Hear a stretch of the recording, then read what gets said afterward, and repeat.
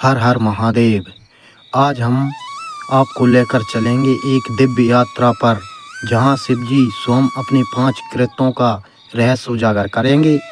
जानिए कैसे ओंकार मंत्र से ब्रह्मा और विष्णु को हुआ आत्मज्ञान, और कैसे पंचाक्षर मंत्र ने बदल दी उनकी पूरी चेतना।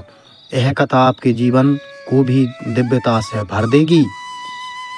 तो जुड़िए हमारे साथ एक अद्भुत कथा के लिए और वीडियो को अंत तक देखें, क्योंकि यह ज्ञान आपके जीवन को नई दिशा दे सकता है।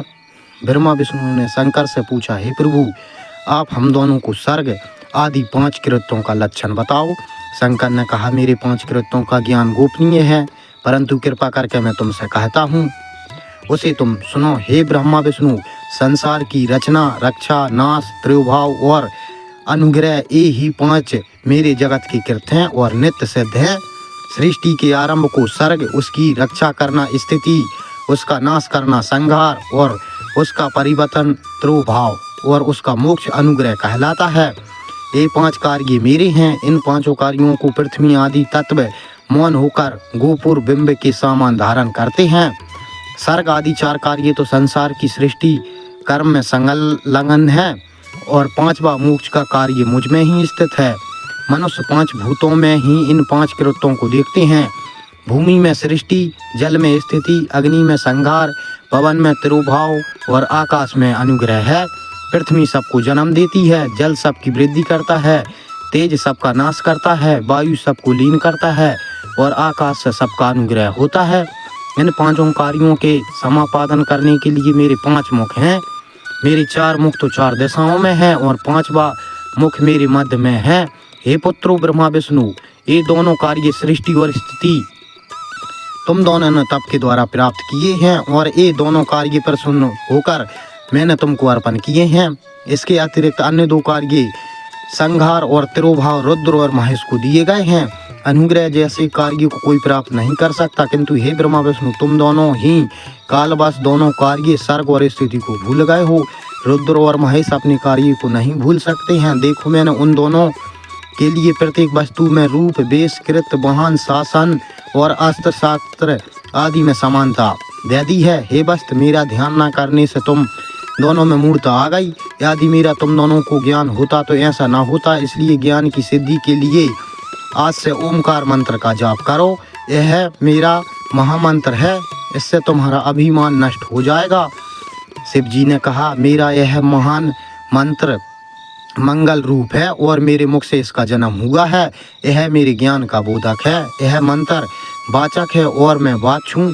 अधिक क्या कहें, यह मंत्र मेरी आत्मा है। ओमकार मंत्र के सिमरन करने से मेरा ही सिमरन होता है।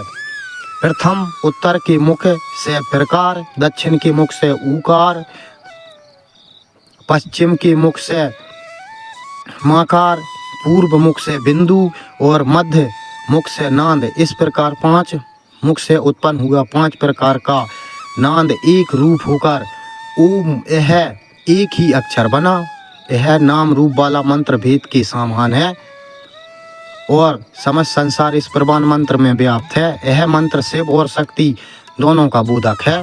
इसी प्रमाण मंत्र से 5 अक्षरों वाला मंत्र की उत्पत्ति हुई। ओम नमः शिवाय, यह मंत्र मेरे साकार रूप का बोधक है। इस पंचाक्षर मंत्र से 5 प्रकार की मंत्र का उत्पन्न हुई।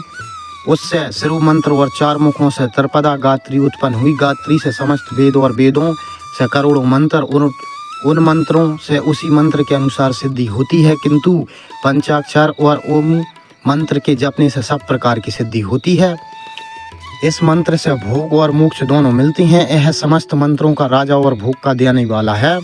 श्री नंदीकेश्वर ने कहा, हे सनत कुमार जी, पार्वती के साथ जगत गुरु शिव जी ने उत्तर की ओर बैठे हुए ब्रह्मा विष्णु के सिर पर अपना कर कमल रखकर और उस पर तिरछा वस्त्र डालकर यंत्र तंत्र की विधि के अनुसार मंत्र का 3 बार उच्चारण कराकर उनको मंत्र दीक्षा दे दी।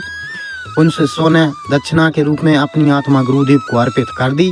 फिर उन्होंने हाथ जोड़कर गुरु के सन्मुख इस प्रकार स्तुति की, हे जगत के गुरु शिव जी, आपका रूप और तेज निष्काल है। आप जगत के स्वामी हैं, सर्वव्यापक हैं, प्रवान के वाच्य हैं।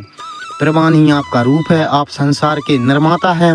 आपके 5 मुख हैं, आपके 5 ही कर्म हैं और आपको 5 ग्रह रूप हैं। ऐसा आपको बार बार प्रणाम है। गुरुजी शिव ने स्तुति से प्रसन्न होकर अपने शिष्यों से कहा, देखो मैंने तुम दोनों को सर्व तत्व बता दिया और दिखा भी दिया। अब तुम दोनों प्रमाण मंत्र का जाप करो, जिससे तुम्हारा ज्ञान और भाग्य स्तर और सनातन हो जाएगा। श्राद्ध नक्षत्र और 14 के दिन प्रमाण मंत्र का जाप अच्छा हो जाता है। गुरुवर शिव जी दोनों शिष्यों को इस प्रकार उपदेश देकर वहीं अंतर ध्यान हो गए। हर हर महादेव।